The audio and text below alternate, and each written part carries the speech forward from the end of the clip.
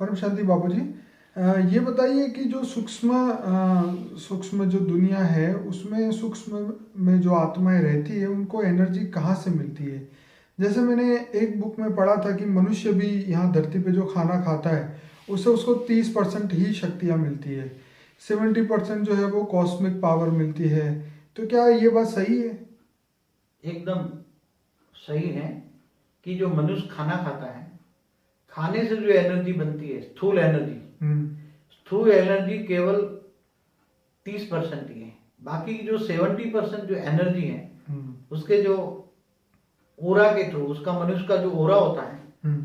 ओरा के थ्रू वायुमंडल से खींचती है। जैसे हमारा वायु तत्व है, तो वायु के अंदर भी एनर्जी है।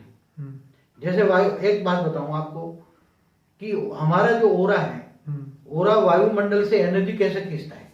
हम्म। मनुष्य का वायु तत्व 70% एनर्जी मनुष्य आत्मा को वायुमंडल से मिलती है। कहां से मिलती है? हम्म। तो कई लोग जो साधु संत पहले नहीं होते, केवल हवा पर जीते थे, उसको स्थूल खाने की जरूरत नहीं होती थी पहले। तो हवा में एनर्जी है। तो हवा में जैसे हवा में जो हमारा ओरा होता है, हमारा ओरा हवा में से जैसे हाइड्रोजन के कण खींच लेंगे। क्या करेंगे? हाइड्रोजन। हाइड्रोजन एनर्जी से भरा होता है ना हाइड्रोजन। तो हमारा ओरा हाइड्रोजन को खींच लेगा। हाइड्रोजन वायु तत्व को एनर्जी में रूपांतर करके हमारा जो हमारी बॉडी में अग्नि तत्व है, क्या करेगा? अग्नि तत्व, अग्नि तत्व में परिवर्तन करके हमारी चैतन्य शक्ति को, मतलब हमारी आत्मा को एनर्जी में, जैसे प्राणमय शरीर कहते हैं ना, तो प्राणमय क्या है? ऑक्सीजन, जो हम ऑक्सीजन लेते हैं। तो ऑक्सीजन लेकर हमारी प्राणमय शक्ति हमें ऑक्सीजन से मिलती है, इसलिए उसको प्राणवायु कहते हैं। क्या कहते हैं? प्राणवायु। वायु मतलब प्राण, वायु में प्राण है, मतलब आत्मा की शक्ति ऑक्सीजन है, O2 है। ऐसी तरह हाइड्रोजन भी वायुमंडल से एब्सॉर्ब करके, एक कण, एक सेल एब्सॉर्ब करके, अग्नि तत्व, हमारी बॉडी के अंदर अग्नि तत्व बहुत जरूरी है। तो हमारी बॉडी के अंदर अग्नि तत्व एनर्जी कहां से आती है? हाइड्रोजन से आती है। वो वायु तत्व के द्वारा हमारा ओरा एब्सॉर्ब करता है और वो हाइड्रोजन को एनर्जी में कन्वर्ट करता है। वही 70% एनर्जी हमें वायु तत्व से मिलती है। और आप रही सूक्ष्म जगत की बातें, जैसे देवताएं, सूक्ष्म जगत में तीसरे लेयर तक देवताएं रहते थे, तीसरे स्वर्गलोक। तो देवताओं को तो यहाँ हविष्य से मिलती थी, जो यज्ञ हवन करते थे उससे देवताओं को ताकत मिलती थी। यज्ञ में जो स्वाहा करते थे, घी का, जव तल का। तो वास्तव में देखा जाए तो जव तल की जो आत्माएं होती थी, जव तल में भी आत्माएं तो है ना, उसके पानी में उगा तो वनस्पति उगेगी ना। तो चैतन्य शक्ति जव तल में है ना, वो तो बीज है ना, तो बीज में आत्मा तो है ना। तो वो आत्माएं जलकर फूटकर निकल जाती वायु तत्व और उसके अंदर। तो वो आत्माओं की, उसको इसलिए हविष बोला। क्या बोला? हविष। तो देवताएं हविष खाते थे, यज्ञ हवन से निकलने वाला। मगर वास्तव में देवताओं को भी पावर उसके सूक्ष्म जगत में, सूक्ष्म शरीर से, उसके सूक्ष्म वायुमंडल से ही मिलती थी। वायुमंडल में एनर्जी है, और ऊपर सूक्ष्म, इससे भी ऊपर जाओ तो सूक्ष्म जो तुम्हारा जगत है, सूक्ष्म जगत में भी एनर्जी होती है। तो क्या इंसान अगर सूक्ष्म जगत से एनर्जी लेने लगे तो खाने पीने की जरूरत नहीं पड़ेगी? बिल्कुल नहीं। क्यों? हमारा एक अंबाजी माता का एक नहीं है, वो प्रहलाद जानी करके, आज मेरे ख्याल से 80 साल की एज होगी। उसने, डॉक्टरों ने 1 महीना एक रूम में रखकर छा रहा है उसको, खाना खाता ही नहीं बचपन से। सर बोलता मैं बचपन से नहीं खाता। वो माता मेरे को, हाँ, माता मेरे को तालवे में देती है, अंबाजी माँ। तो वो स्त्री के देश में रहता है। तो ऐसे कई लोग हैं, पहले भी साधु संत होते थे, वो हवा पर ही रहते थे, स्थूल खाना नहीं खाते थे। तो मतलब वो जो है वो एक मतलब साइंटिफिकली प्रूफ हो चुका है कि वो जो जानी है, प्रहलाद जानी, और वो हवा से ही जीते हैं। हवा से जीता है। मगर वो एक बात बताऊं, उस पर शायद अपनी ये अहमदाबाद में स्टर्लिंग हॉस्पिटल में रखा था 1 महीना तक, 31 दिन तक, काफी टाइम तक। कई बार उस पर प्रयोग हुए, उस पर डॉक्टरों ने निगरानी में रखे। उसको बोले कि उसको पेशाब चाहिए, तो बोले कितना? 25 ग्राम चाहिए। तो वो संकल्प करता था और 25 ग्राम पेशाब आता था, वो बिना पानी पिए। कहां से आया? आप सोचो। मंथन करने की स्टेज चाहिए ना आत्मा को, सोचना चाहिए पेशाब कहां से आया। उसने सोचा मुझे इतना चाहिए और इतना आ गया। उसने पानी नहीं पिया, केवल खाना नहीं, पानी भी नहीं पीता था। खाना नहीं, पानी भी नहीं पीता था। तो ऐसी खाना पीने की कोई जरूरत नहीं है, चाहे, मगर आत्माओं को हैबिट चाहिए। वो योगी पुरुष ही कर सकते हैं। योगी माना वायुमंडल से तुम्हें तो क्या आने वाले समय में ये टेक्नोलॉजी आ जाएगी कि इंसान जो है वो, जैसे टेलीपैथी हो गई, टेलीपैथी तो फिर भी अभी नहीं आई है, लेकिन ये मोबाइल और ये सब आने वाली जो दुनिया है, बहुत दुनिया परिवर्तन होने वाली है। ऐसी ऐसी टेक्नोलॉजी आने वाली है कि तुम एक जो टेलीपोर्टेशन कहते हैं कि मनुष्य एक बॉक्स के अंदर खड़ा रह जाए, वहां से स्थूल शरीर को सूक्ष्म में परिवर्तन करके दूसरी जगह पे जाके दूसरे बॉक्स में मनुष्य अवतार में एजिटिक बाहर निकले। टेलीपोर्टेशन जो ढूंढ रहे हैं साइंस वाले, वो आने वाला है। वो बात सही है, साइंस जितनी भी बातें करता है, मगर उनके पास साधन है स्थूल जगत के। क्या उसके पास अगर परम तत्वों के साधन हो, अगर परम तत्वों के साधन हो तो साइंस के साधन पूरे बहुत अच्छी तरह काम करेंगे और आगे चलकर परम तत्वों के साधन आएंगे तो वायुमंडल से जैसे एनर्जी एब्सॉर्ब करेंगे ऐसे अपने वीडियो में तो ये बताया हुआ है टेलीपोर्टेशन के बारे में, लेकिन यहाँ पे हम जो बात कर रहे थे कि हमारे इंसान के अंदर वो शक्तियाँ कैसे आए, क्या वो डायरेक्ट हवा से ये शक्तियाँ ले सकता है? कोई ऐसी टेक्नोलॉजी, क्या ऐसी कोई पद्धति या पुराने कोई शास्त्रों में लिखी हुई बात? देखो, अगर आत्मा के अंदर एनर्जी चाहिए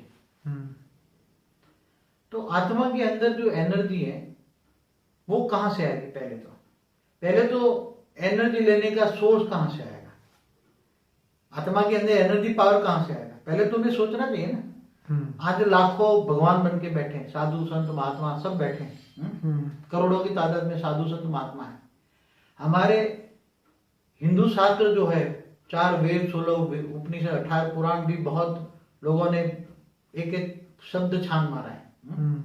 मगर आज भी साधु संत के पास ऐसी कोई टेक्नोलॉजी अभी स्थूल जगत में है कि जो आत्मा को डायरेक्ट पावर दे सके? जैसे पहले पुराने जगत में साधु संतों के पास थी कि वो किसी भी आत्माओं को दूर बैठे याद करके उसको पावर ट्रांसफर करके उसको ठीक कर सकते थे, उसको रोग मिटा सकते थे। मगर ऐसे साधन आएंगे तुम्हारे ओरा के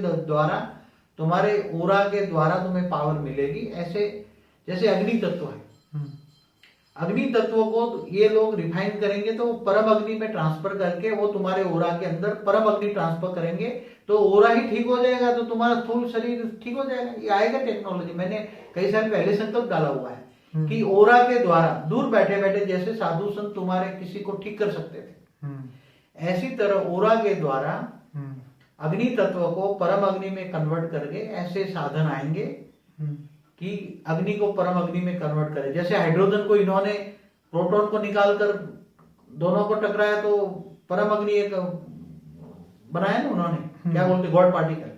तो ऐसे साधारण रीत से साधारण टेक्नोलॉजी आएगी, अणु को परम अणु में ट्रांसफर करेंगे और वो एनर्जी ओरा थेरेपी आएगी और वो लोगों को ओरा थेरेपी होगी। मगर आगे चलकर वायुमंडल ही ऐसा बदल जाएगा, धीरे धीरे नेगेटिव जो वायुमंडल है वो धीरे धीरे पॉजिटिव वायुमंडल हो जाएगा। पॉजिटिव वायुमंडल के अंदर जो अग्नि तत्व है उसके अंदर परम अग्नि बढ़ जाएगी और परम अग्नि बढ़ते ही जो मनुष्य आत्माओं में जो डेफिसिट है, उसके ओरा के अंदर जो डेफिसिट है वो डेफिसिट बदल जाएगी, नेगेटिव खत्म हो जाएगी। धीरे धीरे वायुमंडल ही इतना बदल जाएगा, नेगेटिव सोच ही खत्म हो जाएगी। नेगेटिव सोच खत्म होने से नेगेटिव एनर्जी जो है वो खत्म हो जाएगी, पॉजिटिव एनर्जी आएगी, पॉजिटिव सोच आएगी, अच्छी दुनिया बनेगी, बहुत अच्छी दुनिया बनेगी। और आने वाली दुनिया ने एक अभी जो हम हैं एक्सट्रीमली नेगेटिव पर है। क्या है? अति अंत की तरफ है दुनिया। मगर अति अंत जब होता है तो नई दुनिया का सर्जन होता है। तो अति सूक्ष्म में नई दुनिया बन रही है, वो परम तत्वों की दुनिया आएगी। परम तत्वों की दुनिया में नई सोच, अच्छी सोच, पॉजिटिव सोच आएगी। ये सब रोग शोक सब मिट जाएगा, नेगेटिव खत्म हो जाएगी, पॉजिटिविटी आएगी, परम तत्वों की दुनिया आएगी। एनर्जी का सोर्स भी बदल जाएगा। जो एनर्जी का आज जो सोर्स है वो वायरलेस एनर्जी आएगी, वो ऐसी टेक्नोलॉजी आएगी जैसे हमारे शास्त्रों में लिखा है कि रावण के पास जो पुष्पक विमान था तो मन की गति से चलने वाले विमान, तो कौन से तत्वों का बना था? कोई स्थूल तत्व थोड़ा था। ऐसी परम तत्वों की टेक्नोलॉजी आएगी और परम तत्वों की टेक्नोलॉजी से वायुमंडल परम तत्वों का बना, सब कुछ बदल जाएगा। आने वाला कल बहुत अच्छा है, धीरे धीरे देखोगे, नजदीक के भविष्य में बहुत शॉर्ट में देखेंगे सब। तो मनुष्य को जैसे अभी मेडिकल जो भी चिकित्सा पद्धति है तो ये सबसे पहले चेंज होनी चाहिए, क्योंकि ये सबसे ज्यादा कॉस्टली और दुखदायी है।